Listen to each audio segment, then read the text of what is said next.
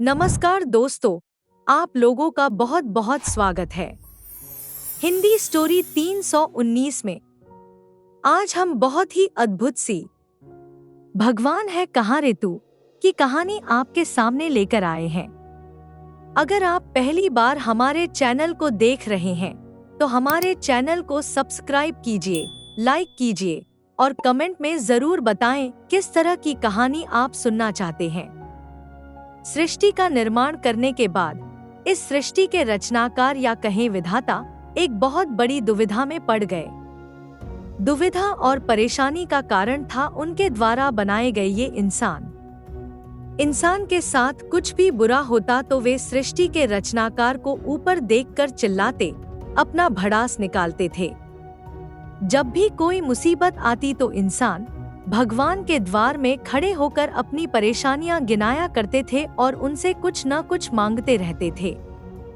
ऊपर वाला इससे बहुत दुखी था क्योंकि यह हर इंसान की बात बन गई थी कि वो अपने साथ कुछ भी घटित होने पर भगवान को दोष दिया करता था।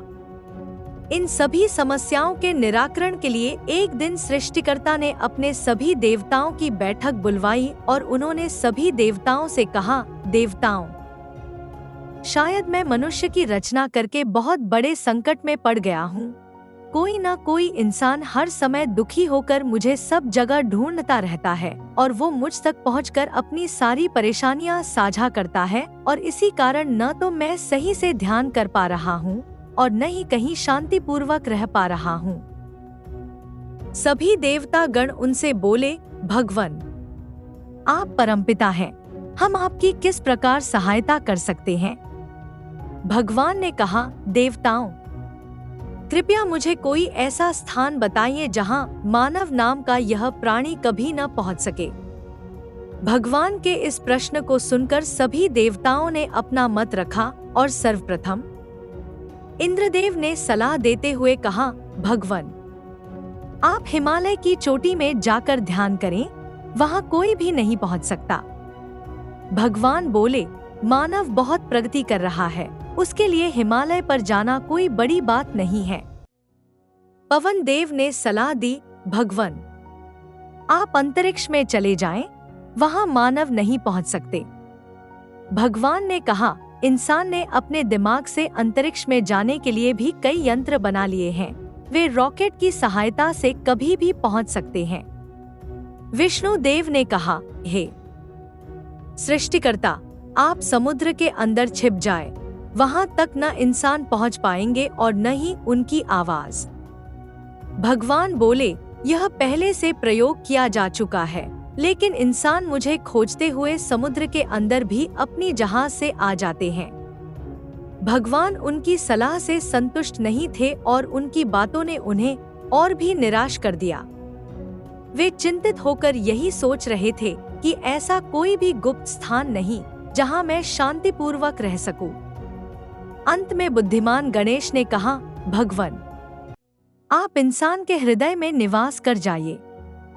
मनुष्य आपको सभी जगह ढूंढते हुए फिरता रहेगा लेकिन अपने हृदय के अंदर झांककर कभी भी नहीं देखेगा।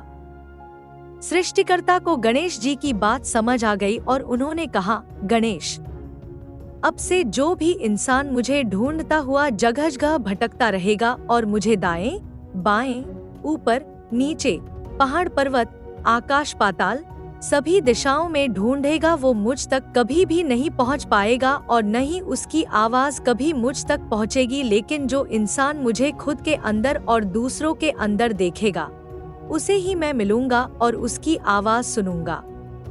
ऐसा कहकर भगवान मनुष्य के हृदय में जाकर बैठ गए, निवास करने लगे। लेकिन इंसान आज भी उन्हें अपनी अंतरात्मा में खोजने की बजाय अन्य जगह में ढूंढते हुए मारा फिर रहे हैं। आप लोगों का बहुत बहुत धन्यवाद इस कहानी को सुनने के लिए। अगर आप पहली बार हमारे चैनल को देख रहे हैं, हमारे चैनल को सब्सक्राइब कीजिए और अपने विचार इस वीडियो के कमेंट पर जरूर शेयर करें और यह भी बताएं कि आगे आप किस तरह की कहानी सुनना चाहेंगे। फिर मिलते हैं एक नई वीडियो के साथ। धन्यवाद।